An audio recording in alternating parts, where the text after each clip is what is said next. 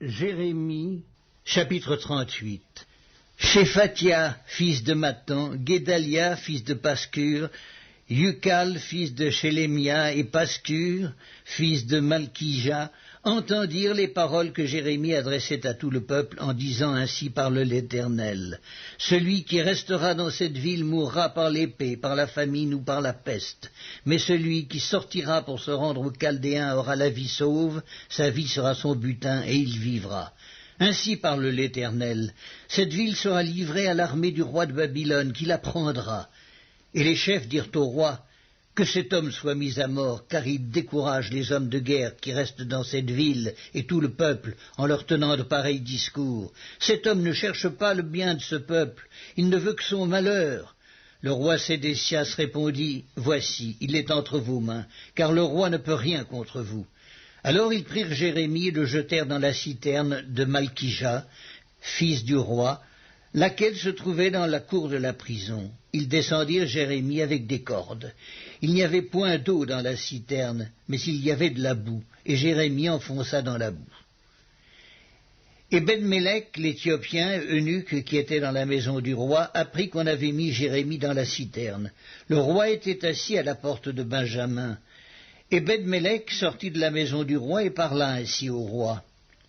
Ô roi, mon seigneur, ces hommes ont mal agi en traitant de la sorte Jérémie, le prophète, en le jetant dans la citerne.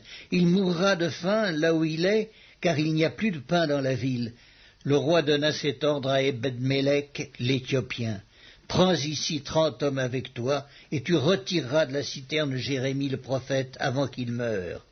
Ebed-Mélec prit avec lui les hommes et se rendit à la maison du roi, dans un lieu au-dessous du trésor. Il en sortit des lambeaux usés et de vieux haillons, et les descendit à Jérémie dans la citerne avec des cordes. Ebed-Mélec l'Éthiopien dit à Jérémie, mets ces lambeaux usés et ces haillons sous tes aisselles, sous les cordes. Et Jérémie fit ainsi. Ils tirèrent Jérémie avec les cordes et le firent monter hors de la citerne. Jérémie resta dans la cour de la prison. Le roi Sédécias envoya chercher Jérémie le prophète et le fit venir auprès de lui dans la 3e entrée de la maison de l'Éternel. Et le roi dit à Jérémie, « J'ai une chose à te demander, ne me cache rien. » Jérémie répondit à Sédécias, « Si je te l'ai dit, ne me feras-tu pas mourir?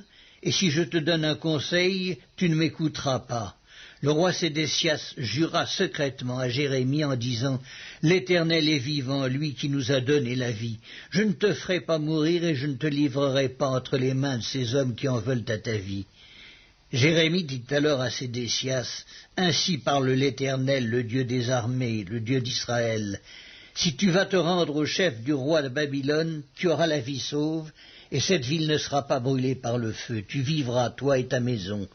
Mais si tu ne te rends pas au chef du roi de Babylone, cette ville sera livrée entre les mains des Chaldéens qui la brûleront par le feu, et toi, tu n'échapperas pas à leurs mains. » Le roi Sédécias dit à Jérémie, « Je crains les Juifs qui ont passé aux Chaldéens, je crains qu'on ne me livre entre leurs mains et qu'ils ne m'outragent. » Jérémie répondit, « On ne te livrera pas. Écoute la voix de l'Éternel dans ce que je te dis. Tu t'en trouveras bien et tu auras la vie sauve. Mais si tu refuses de sortir, voici ce que l'Éternel m'a révélé. Toutes les femmes qui restent dans la maison du roi de Juda seront menées au chef du roi de Babylone. Et elles diront, tu as été trompé, dominé par ceux qui t'annonçaient la paix, et quand tes pieds sont enfoncés dans la boue, ils se retirent. Toutes tes femmes et tes enfants seront menés aux Chaldéens, et toi tu n'échapperas pas à leurs mains. Tu seras saisi par la main du roi de Babylone, et cette ville sera brûlée par le feu. » Sédécias dit à Jérémie, « Que personne ne sache rien de ces discours, et tu ne mourras pas. » Si les chefs apprennent que je t'ai parlé, et s'ils viennent te dire, rapporte-nous ce que tu as dit au roi, et ce que le roi t'a dit, ne nous cache rien, et nous ne te ferons pas de mal, tu leur répondras, j'ai supplié le roi de ne pas me renvoyer dans la maison de Jonathan, de peur que je n'y meure. Tous les chefs vinrent auprès de Jérémie et le questionnèrent. Il leur répondit entièrement comme le roi l'avait ordonné.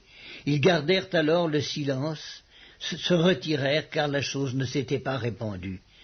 Jérémie resta dans la cour de la prison jusqu'au jour de la prise de Jérusalem.